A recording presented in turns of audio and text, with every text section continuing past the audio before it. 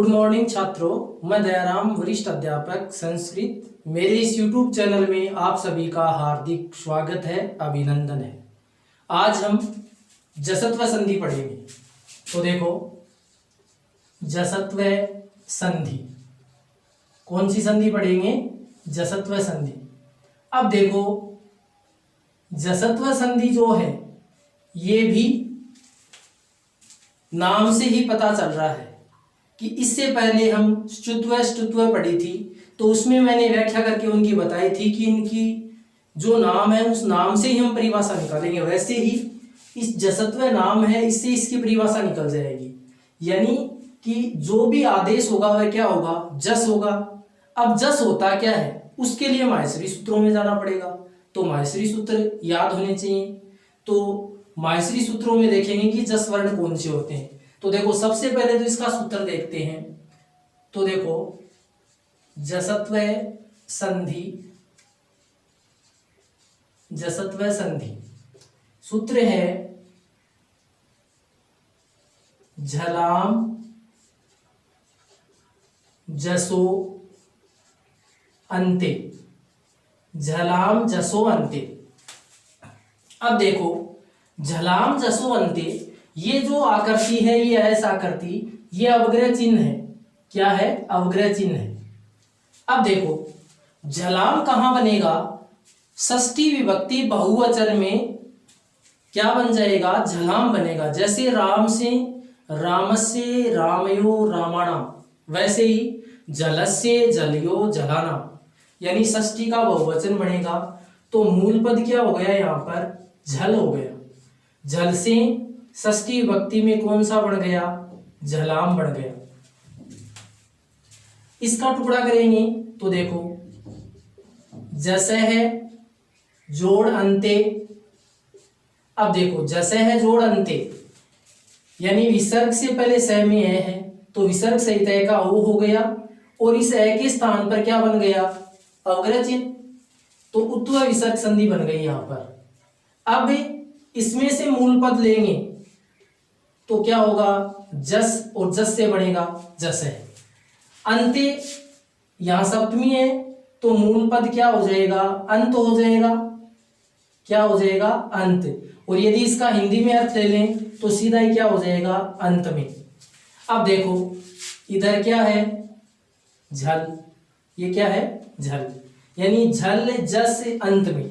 अब इनको एक तरीके से बैठाएंगे कि इसका अर्थ क्या है। तो देखो, इसकी वृत्ति आती है संस्कृत में, पदांते, पदांते झलाम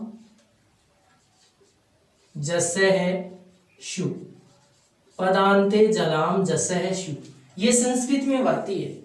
अब देखो, इस वृत्ति का क्या अर्थ है? इस वृत्ति का जो अर्थ होगा वही इसकी क्या होगी? परिभाषा हो जाएगी। अर्थात इस वृत्ति से ही परिभाषा निकल जाएगी। तो देखो, पदांते यानी पद जोड़ अंते, इसका टुकड़ा कर लो।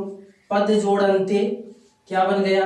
पदांते, यानी कि ए और ए दीर्घ संधि होकर के आ बन गया, दीर्घ संधि होकर के आ बन गया, तो पदांते हो गया। अर्थ क्या हो गया हिंदी में? पद के अंत में। क्या अर्थ हो गया? पद के अंत में। ये हो गया। झलाम, मूल क्या हो गया? झल, जो ऊपर बताया है। जस है, यहां भी मूल क्या हो जाएगा? जस। शु है, यहां शु है का अर्थ हो जाएगा हो जाएगा। अब देखो, पद के अंत में झलाम यानी षष्ठी विभक्ति, और किस अर्थ में होती है? का अर्थ में। तो क्या रख देंगे? झल, बीच में का, पद के अंत में झलका, जस से शु का अर्थ हो जाएगा हो जाएगा। ये लो जी, यानी ये इसका हिंदी अर्थ हो गया। अर्थात इसकी परिभाषा बन गई इस वृत्ति से ही।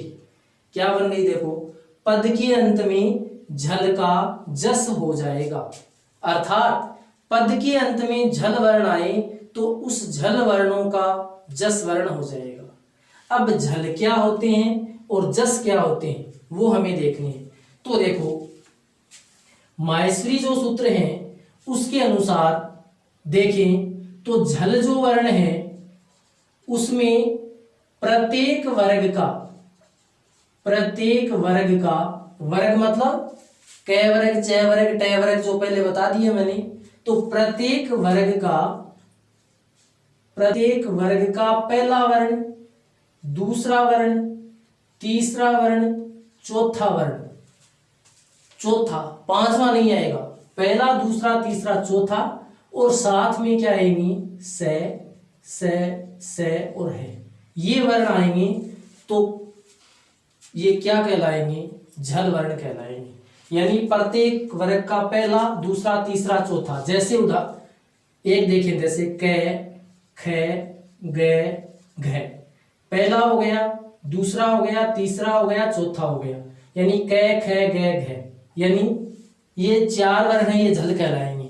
इसी तरह से च छ ज झ, ठीक है, ये चार वर्ण क्या कहलाएंगे? पहला दूसरा तीसरा चौथा झल कहलाएंगे।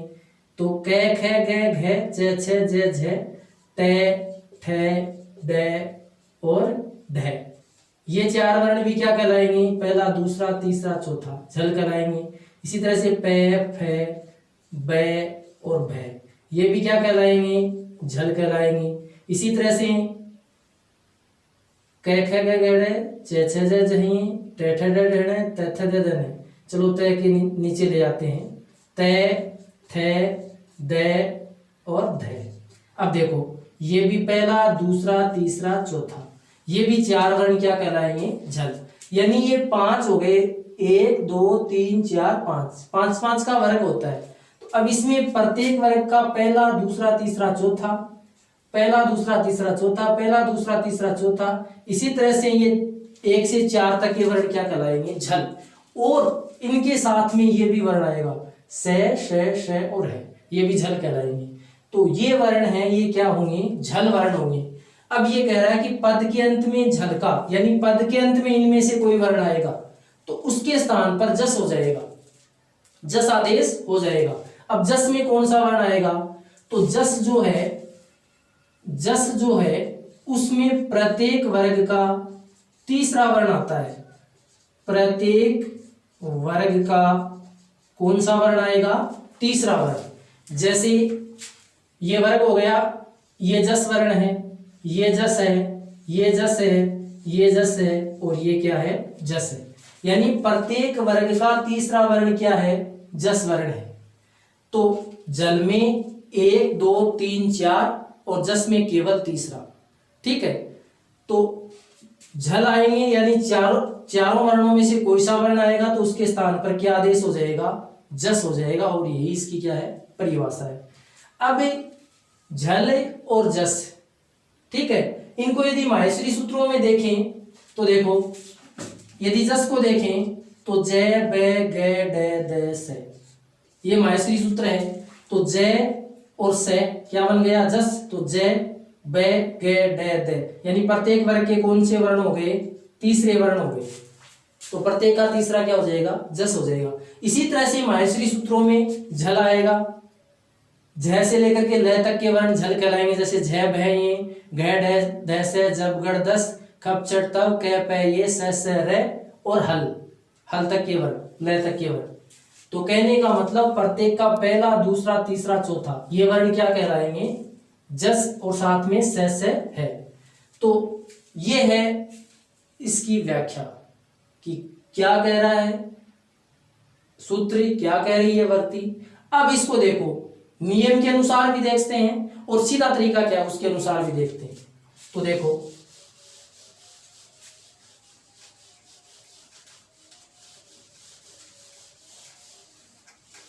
अब देखो इसकी ट्रिक ये हो जाएगी, पदांते, यानी पदांत में क्या आएंगे? झल वर्ण। अब झल में कौन से होंगे? प्रत्येक वर्ग का कौन सा वर्ण? पहला दूसरा तीसरा चौथा, और साथ में क्या होगा? से और है। ये वर्ण क्या कहलाएंगे? झल कहलाएंगे। कौन से वर्ण कहलाएंगे? झल वर्ण कहलाएंगे। तो पदांत में झल आएगा तो उस झल वर्णों का कौन सा वर्ण हो जाएगा? जस वर्ण हो जाएगा। और जस में क्या आएगा? प्रत्येक वर्ग का तीसरा वर्ण। कौन सा वर्ण? प्रत्येक वर्ग का तीसरा वर्ण। कौन सा वर्ण? तीसरा वर्ण। क्या कहलाएगा? जस वर्ण कहलाएगा। तो पद के अंत में इनमें से कोई वर्ण आएगा तो इनके स्थान पर तीसरा वर्ण यानी जस वर्ण हो जाएगा झल के स्थान पर, पदांत में यानी पद के अंत में। ठीक है, तो पदांत में झल आएगा तो उसके स्थान पर क्या हो जाएगा? जस वर्ण हो जाएगा। तो ये तो इसकी है शर्त। अब देखो सामने की कोई शर्त नहीं है इसमें। जैसे ये पदांत में आएगा तो इसका ये हो जाएगा, जैसे प्लस है, प्लस के पहले पदांत हो गया तो उस पदांत के स्थान पर ये जस हो जाएगा। लेकिन सामने क्या होगा? ये संधि नहीं कह रही है। अब सामने स्वर भी हो सकता है और व्यंजन भी हो सकता है। तो जब सामने स्वर होगा तो इसके अंदर मिल जाएगा, और जब व्यंजन होगा तो ये जस वर्ण है, ये आधा हो जाएगा। क्योंकि झल आधा होगा तो जस भी क्या होगा? आधा ही होगा। अब देखो नियम से तो इसकी शर्त है ये। अब देखो यदि सीधा तरीका देखें तो ये होगा कि इनमें से केवल पहला वर्ण मिलता है। जितने भी उदाहरण सार निकालते हैं तो पहला मिलता है। तो देखो फिर ये तरीका होगा, पदांत क, च, ट, त और प, ये वर्ण आएंगे पदांत में। तो ग, ज, ड, द, ब, ये वर्ण हो जाएंगे। यानी ये पहला वर्ण और ये तीसरा वर्ण। इस तरीके से याद रखना है कि 1 का 3 हो जाएगा।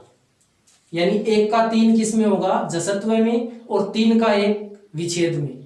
यानी इसका विच्छेद करेंगे तो 3 का 1, और समस्त इसकी संधि विच्छेद करेंगे तो क्या हो जाएगा?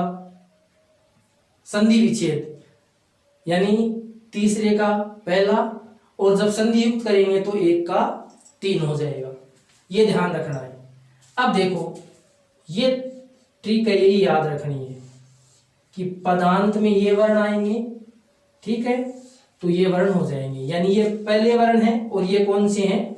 ये प्रथम वर्ण है, और ये कौन से हैं? तीसरे वर्ण है। तो 1 का 3 होगा इस संधि में। अब ये जो है झल 1 2 3 से है और चौथा, ये इनमें से केवल पहला वर्ण हमें मिलेगा। तो इस तरीके से याद रख लेंगे। तो पहला आएगा तो उसके स्थान पर कौन सा कर देंगे? तीसरा वर्ण कर देंगे। तो देखो अब इसके अनुसार इसके उदाहरण देखो।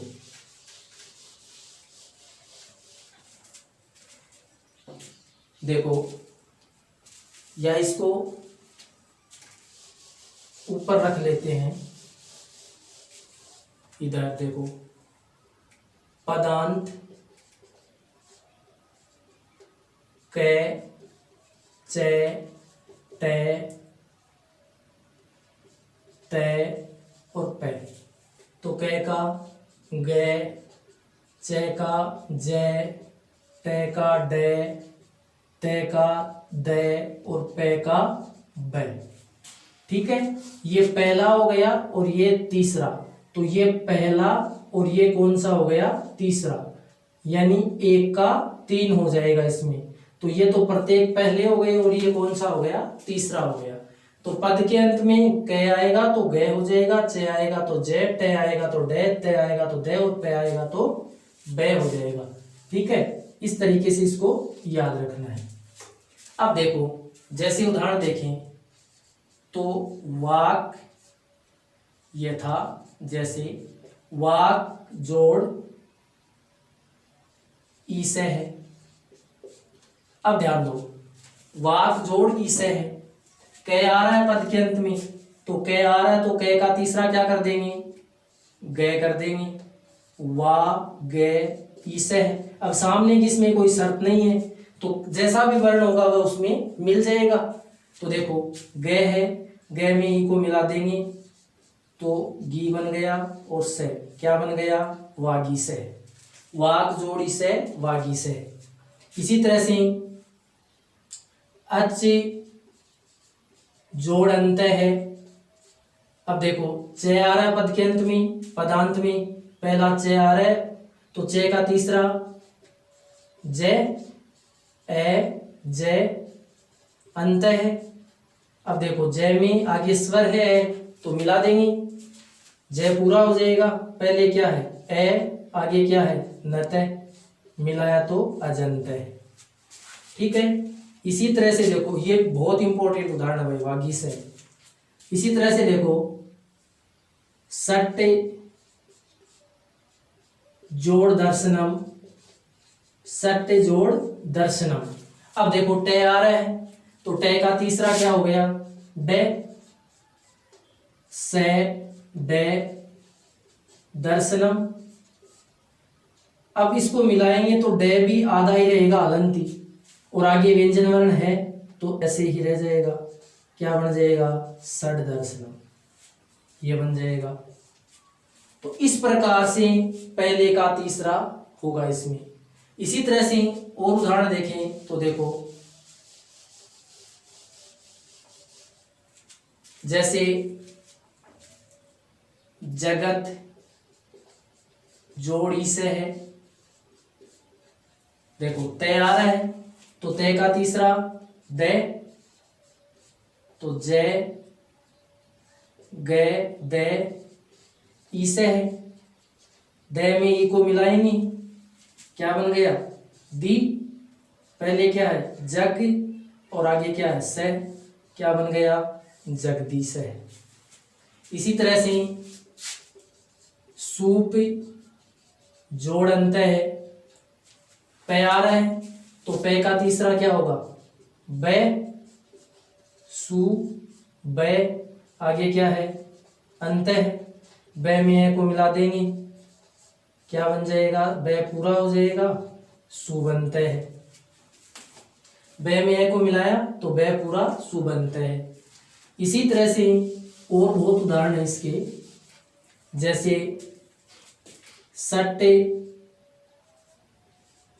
जोड़ रागे है, टे है तो टे का तीसरा डे, से डे रागे है।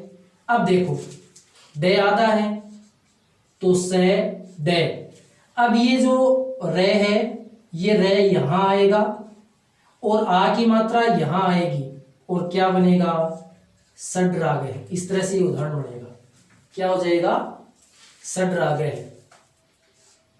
इसी प्रकार से अगला उदाहरण देखें इसका तो देखो अगला होगा वाक जोड़ दर्शनम, कै है तो कै का तीसरा क्या हो गया गे, वा गे दर्शनम, मिलाएंगे तो गे आधा है, अब व्यंजन वर्ण है सामने तो गे आधा हो जाएगा और क्या बनेगा वाग दर्शनम। इस प्रकार से उदाहरण बनेंगे। तो कहने का मतलब ये है कि पहले वर्ण का तीसरा वर्ण हो जाएगा, बस इतना ही ध्यान रखना है कि पद के अंत में पहला वर्ण है उसका तीसरा कर दो जैसे तो हो जाएगी। ठीक है, अब बात आती है विच्छेद की, तो विच्छेद इसका कैसे करेंगे वो देखो, विच्छेद कैसे करेंगे। तो जब पहले का तीसरा कर दिया हमने तो तीसरे का पहला कर देंगे, बात खत्म, विच्छेद हो जाएगा। तो देखो जैसे ये है सट, देखो सड्डानन है, सड्डानन है, सड्डानन है। अब ये है इसका विच्छेद करना है तो किस प्रकार से करेंगे देखो, अब इसमें देखना है कि डे तीसरा वर्ण दिखाई दे रहा है हमें, दे रहा है ना, ये देखो ये डे है तो यहां से निकालो इसको, तो इसको पहला करो टे, यानी व्यंजन का ध्यान रखना जो पदांत होगा वह आधा होगा, टे हो गया, पहले क्या है से, आगे अब देखो यहां डे में आ मिला हुआ है ना तो यहां आ को बाहर निकाल दो, क्या निकल गया आनन है। अब देखो इसको मिला दो सट, बीच में प्लस का चिन्ह लगा दो, सट प्लस आनन है। अब देखते हैं कि सही है या नहीं है, तो टे का तीसरा किया डे और डे के अंदर आ को मिलाया आनन है इधर से, अब डे में आ मिलाया क्या बना डे में आ डा नन है, सड्डा नन है। कहने का मतलब हमारा उदाहरण सही है, उत्तर की भी जांच होगी, यानी टे का तीसरा डे द में आ को मिला दिया तो डा बन गया सड्डानल है।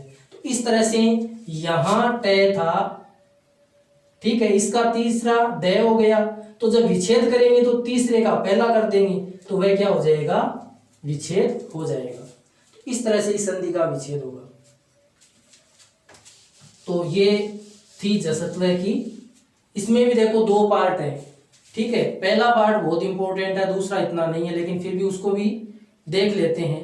यानी दूसरा जो पार्ट है उसको भी देख लेते हैं, वो क्या है। तो देखो दूसरा जो है उसका सूत्र आता है झलाम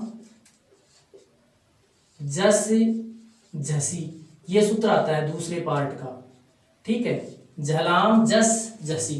अब देखो इसका क्या अर्थ है, वही अर्थ है कि झलाम यानी मूल पद झल हो गया, जस जो है जस हो गया, और झसी का यानी झस हो गया। अब देखो झल जस और झस, अब इसमें सामने शर्त है, उसमें शर्त नहीं थी लेकिन इसमें सामने शर्त है। अब ये क्या कह रहा है कि पदांत में अपदांत में क्या आएगा, झल वर्ण आएगा, उसके सामने झस आएगा तो जल का क्या हो जाएगा, जस हो जाएगा। अर्थात ये शर्त बनेगी इसमें कि ये झल वर्ण आ रहा है, ठीक है, तो जल का क्या हो जाएगा, जस हो जाएगा। लेकिन कब होगा, जब सामने झस होगा, ये शर्त है इसकी। अब जल में कौन से आते हैं, तो पहला, दूसरा, तीसरा, चौथा, से और है, ये बताए थे। ये तो झल हो गए। झस की बात करें तो देखो झ भै ये घ ढ ध से और जब गढ़ दस। देखो माहेश्वरी सूत्रों के अनुसार झ भै ये घ ढ ध से ज ब ग ड द से, ठीक है। अब झस है तो झ और से झस बन गया, तो ये कौन सा है, चौथा, ये चौथा, ये चौथा, ये चौथा, और ये तीसरे तीसरे तीसरे। तो कहने का मतलब है प्रत्येक वर्ग का तीसरा और चौथा वर्ण क्या कहलाएगा, झस कहलाएगा। और जस का पता ही है प्रत्येक वर्ग का कौन सा वर्ण होगा, तीसरा वर्ण होगा, ठीक है। तो झल के स्थान पर जस आदेश हो जाएगा, कब होगा, झस परे रहते, यानी जब झस सामने होगा तो जस आदेश हो जाएगा, यानी झल के स्थान पर जस हो जाएगा झस परे रहते, ये इसकी शर्त है, ठीक है। अब देखो शर्त तो है इसकी ये, लेकिन इसमें भी सीधा तरीका है कि हमें पद के अंत में कौन सा वर्ण मिलेगा, चौथा वर्ण मिलेगा, और चौथे के सामने भी हमें चौथा ही मिलेगा, तो पहले जो चौथा है उसका तीसरा कर देंगे, ये इसकी शर्त बन जाएगी। ये क्या हो जाएगी, इसकी शर्त हो जाएगी। जैसे चौथा वर्ण आएगा पद के अंत में और उसके सामने भी चौथा आएगा, तो पहले चौथे का तीसरा कर देंगे, ठीक है। यानी इस तरह से लिख लो, चाहे चौथा प्लस चौथा, तो इसका कौन सा हो गया, तीसरा, ये इसकी शर्त बन जाएगी, ठीक है। इस तरह से बनेगी। तो पदांत में झल में तो ये वर्ण आते हैं, लेकिन इनमें से भी अब कौन सा मिलेगा, हमें चौथा मिलेगा, यदि इसके उदाहरण देखें तो। और सामने भी तीसरा चौथा है लेकिन चौथा ही मिलेगा हमें, सार निकालेंगे इसका तो पहला जो चौथा है उसका कौन सा कर देंगे, तीसरा कर देंगे, तो वहां पर ये सूत्र हल होगा। अब देखो इस शर्त से इसके उदाहरण देखते हैं। तो देखो जैसे दुख जोड़ धम, अब देखो दुख जोड़ धम, दुख जोड़ धम, घ चौथा है ना, ये चौथा है, ध कौन सा है, चौथा है, दोनों तरफ चौथे वर्ण है। अब पहला चौथा है, इसका कौन सा कर देंगे, तीसरा कर देंगे, तो घ का तीसरा क्या हो जाएगा, घ हो जाएगा, ठीक है। अब देखो क्या रूप बनेगा इसका, इसकी जगह क्या कर दिया, घ कर दिया तीसरा, तो दु ग धम मिलाएंगे तो दुग्धम, ये हो गया, ठीक है। इसी तरह से लभ्य जोड़ ध, ये भी चौथा है और ये भी कौन सा है, चौथा है, तो इस चौथे का कौन सा कर देंगे, तीसरा कर देंगे, तो भय का तीसरा क्या होगा, ब होगा, ठीक है, तो क्या रूप बन जाएगा, देखो इसकी जगह क्या हो गया, बै ले बै ध मिलाएंगे तो लब्ध है। इसी प्रकार से शुद्ध जोड़ है। अब देखो चौथा है, सामने भी चौथा है, यानी दोनों समान भी आ सकते हैं, अलग भी, लेकिन होने चाहिए चौथे।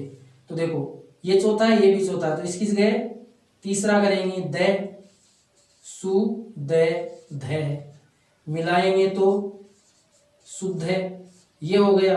अब देखो संयुक्त रूप करेंगे तो द आधा है, तो देखो इस तरह से मिलेगा हमें शुद्ध है।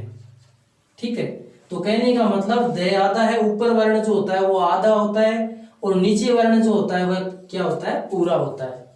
ठीक है ना, तो यहाँ पर द तो क्या है, ऊपर बैठा है, तो ऊपर जो बैठेगा क्योंकि वो टूटा हुआ होगा तो वह ऊपर रहेगा, चला नहीं जाएगा उससे, तो वह ऊपर रहेगा। तो द तो आधा है और ध क्या है, पूरा है। इसी तरह से बुद्धि जोड़ धी है। अब देखो ध है चौथा, तो द हो गया, बु द धी है, मिलाएंगे तो बुद्धि है, और संयुक्त कर देंगे तो क्या बन जाएगा, बुद्धि है। इसी तरह से और काफी उदाहरण है, जैसे रिद्धि जोड़ ध है या रिद्धि जोड़ धी है। इसी तरह से सिद्धि जोड़ धी है। ठीक है, तो ये भी तीसरा हो जाएगा, सिद्धि बन जाएगा, इसका भी रिद्धि बन जाएगा। तो इस प्रकार से कहने का मतलब ये है कि चौथे वर्ण के सामने चौथा वर्ण आएगा तो पहले चौथे का कौन सा वर्ण हो जाएगा, तीसरा हो जाएगा। वहां कौन सा सूत्र काम करेगा, जसत्व का जो दूसरा सूत्र है झलाम जस झसी, ये सूत्र काम करेगा। अब बात आती है इसका विच्छेद कैसे करें। तो देखो तीसरा यहां पर है, ठीक है, तीसरा ही उसमें था, तो अंतर का कैसे पता चलेगा। तो देखो इसके सामने जो है ये हमें चौथा वर्ण दिखाई देगा, संयुक्त पद जो है चौथा दिखाई देगा इसके अंदर। अब ये चौथा दिखाई दे रहा है, पहले तीसरा हो रहा है, तो जो चौथा दिखाई दे रहा है उसी चौथा सामने दिखाई दे रहा है, इसका मतलब तीसरे की जगह कौन सा होगा, चौथा होगा। तो द जो है, अब द का चौथा कौन सा हो गया, जैसे एक उदाहरण से देखें, जैसे ये उदाहरण है रिद्धि है, ये उदाहरण है। अब इसका विच्छेद करना है। अब देखो ध नीचे है और द ऊपर है, ठीक है, मतलब तीसरा वर्ण हो रहा है, तो इस तीसरे को बाहर करो द को, और ये क्या है धी, ये क्या है री, ठीक है, इस तरह से है ये। अब ये द तीसरा है, सामने चौथा, इसका मतलब द के स्थान पर भी कौन सा होगा, चौथा वर्ण होगा, क्योंकि चौथे के सामने चौथा आ रहा है। तो री ध और आगे क्या है धी। अब देखो बीच में प्लस लगा देंगे और इसको मिला देंगे तो क्या बन जाएगा, रिद्ध जोड़ धी। ये इस तरह से इसका क्या हो जाएगा, विच्छेद हो जाएगा। तो ये इसका विच्छेद होगा, तो रूप क्या बन गया, रिद्ध प्लस धी। इस तरह से इसका विच्छेद करेंगे।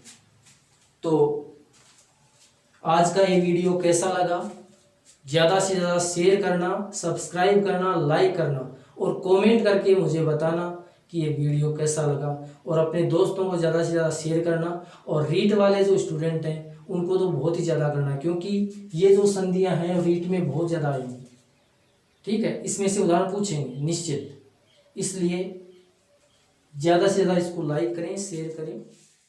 धन्यवाद।